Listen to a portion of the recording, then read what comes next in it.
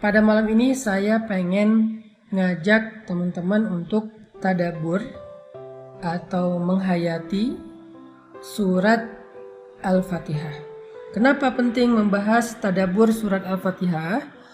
Karena surat Al-Fatihah adalah satu-satunya surat yang wajib kita baca di dalam sholat dan setiap rakaat. Sehingga kalau kita pengen sholat kita berkualitas, maka kita harus mengupgrade kualitas Al-Fatihah kita. Kalau kita pengen sholat kita khusyuk, maka kita wajib mempelajari, menghayati makna apa yang ada di dalam surat Al-Fatihah. Kenapa Al-Fatihah letaknya di awal Al-Quran, Ustadz? Al-Quran itu turun dalam dua proses. Yang pertama, dia turun sekaligus. Kemana turun sekaligusnya? Turun ke langit dunia sekaligus, dari Al-Fatihah sampai An-Nas turun sekaligus di Lauhul Mahfuz. Kemudian dari Lauhul Mahfuz, dari langit dunia turun kepada Nabi secara berangsur-angsur. Proses kedua inilah yang kita lihat dengan urutan turunnya Al-Quran. Padahal urutan Al-Quran itu udah tersusun di Lauhul Mahfuz dengan Al-Fatihah sampai An-Nas. Tapi turunnya nggak berurutan, justru turunnya itu acak.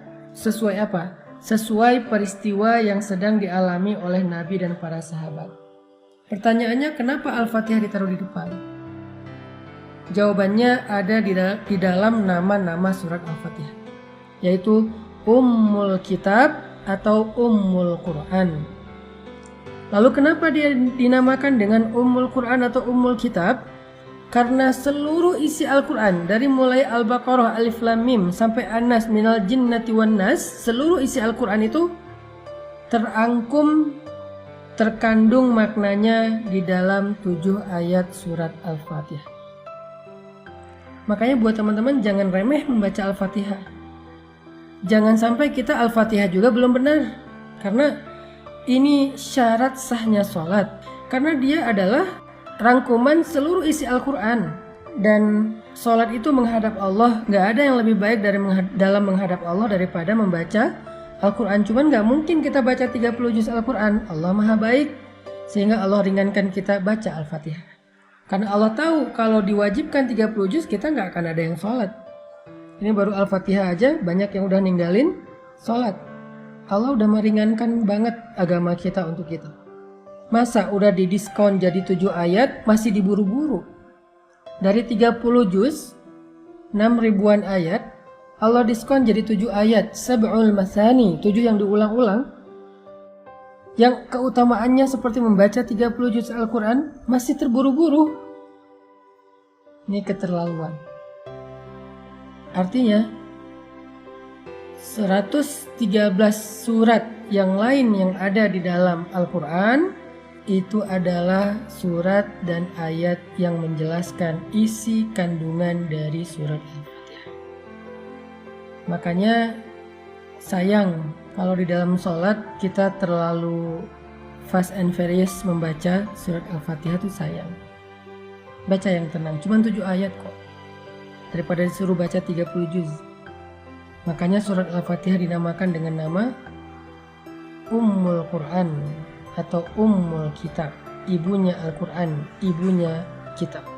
Intinya teman-teman, bacalah Al-Fatihah dengan tenang. Libatkanlah lisan ini dengan fikiran dan hati. Fikiran mentadabburi pesan-pesan makna di dalam surat Al-Fatihah. Sedangkan hati mencoba untuk menghayati, belajar yakin, belajar iman, belajar takut, belajar khusyuk kepada Allah Subhanahu wa Ta'ala, sesuai dengan tadabbur makna ayat yang dibaca.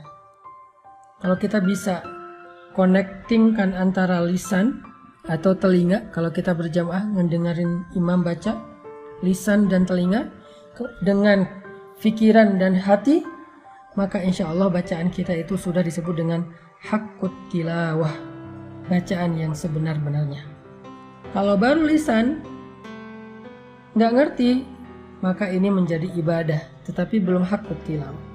Baru disebut haqqut tilawah kalau relevan dengan 3. Pertama, lisan dan telinga. kedua pikiran, dan yang ketiga hati dan perasaan. Kita fahami maknanya, kita hayati apa maksudnya. Baca perlahan-lahan supaya kita menghayati. Setiap huruf itu masuk ke dalam hati kita.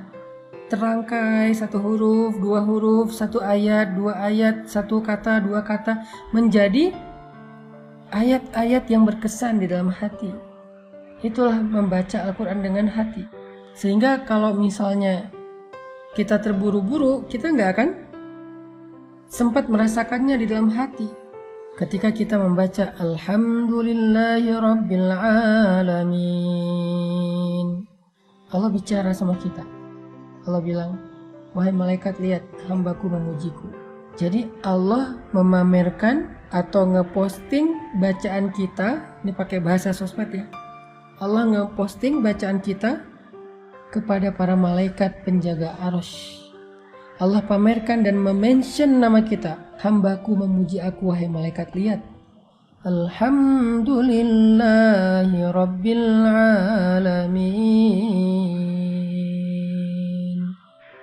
Allah bilang, hambaku memujiku. Lalu kita bilang lagi, Ar-Rahmanir Rahim.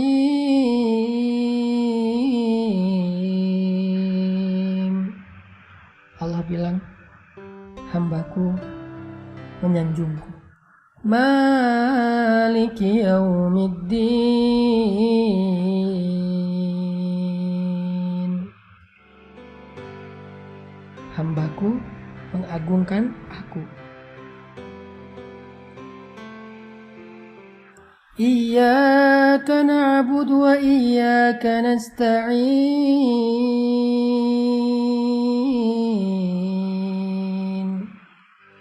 Allah bilang, ini antara aku dengan hamba. Ini perjanjian, akad antara aku dengan hambaku.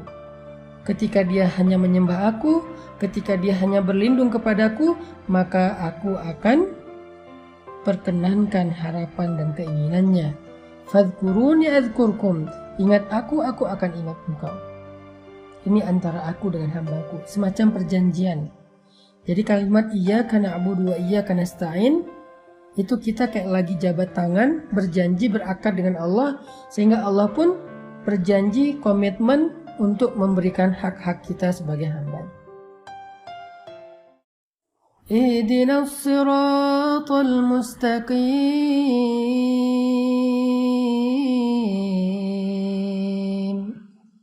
Untuk hambaku, apa yang dia minta.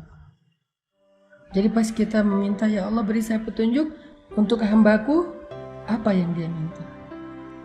Ini menunjukkan bahwa ketika kita membaca Al-Fatihah, kita itu bukan lagi baca sendiri, nggak ada yang nonton. Ini adalah alasan kenapa Al-Fatihah ditaruh di awal. Kenapa Al-Fatihah penting dibaca di dalam sholat. Bagaimana cara kita membaca Al-Fatihah di dalam sholat. Apa kira-kira pengamalan atau dampak dari surat Al-Fatihah dalam kehidupan kita sehari-hari? Jawabannya pun ada di dalam nama dari surat ini. Kan tadi saya bilang Al-Fatihah ini punya banyak nama. Nama lain adalah Asy-Syifa. Apa itu Asy-Syifa? Asy-Syifa itu artinya penyembuh atau kesembuhan. Sehingga siapapun yang merasa sedang sedih, sedang galau, kecewa, siapapun yang merasa bingung dan tidak tahu arah dalam hidup, obatnya Al-Fatihah. Allah menjamin siapapun yang mengamalkan Al-Fatihah, memahami, menghayati, mentadaburi Al-Fatihah, membaca Al-Fatihah dengan hati, maka dia akan mendapatkan kesembuhan dari berbagai macam penyakit di dalam hati dan jiwa atau perasaannya. Bukan hanya terhadap penyakit jiwa, termasuk penyakit fisik sekalipun. Karena selain Asy-Syifa, Al-Fatihah juga disebut Ar-Ruqyah. Kata Nabi, tahukah engkau bahwa Al-Fatihah itu adalah Ar-Ruqyah? Sehingga dulu sahabat Nabi suka membacakan Al-Fatihah untuk meruqyah orang yang sedang tersengat, hewan yang berbisa seperti kalajengking. Kenapa kok dibacakan Al-Fatihah? Kenapa kok diruqyah? Karena biasanya orang yang tersengat bisa jadi panas tinggi, maka paracetamolnya adalah Al-Fatihah. Jadi kalau ditanya apa efek konkret Al-Fatihah dalam kehidupan kita sehari-hari, dia syifa dan ruqyah. Kalau kita masuk ke rumah yang baru, apalagi lama udah nggak dihuni, Al-Fatihah akan mensterilkan rumah itu. Sehingga kalau kita pengen dapat keberkahan, andalkan Al-Quran, andalkan Al-Fatihah. Awali hari kita dengan Al-Fatihah. Awali pekerjaan kita dengan Al-Fatihah. Tenangkan hati kita dengan Al-Fatihah. Kalau kita mau mendapatkan keberkahan dari ayat-ayat Allah dalam hari-hari kita, dalam rumah tangga kita, dalam pekerjaan kita, dalam kehidupan pribadi kita, maka akrablah dengan Al-Fatihah. Akan Allah berikan hal-hal yang gak pernah bisa kita jelaskan secara teori atau ilmiah. Libatkan Allah dengan Al-Fatihah. Jemput pertolongan dan rahmat Allah dengan Al-Fatihah.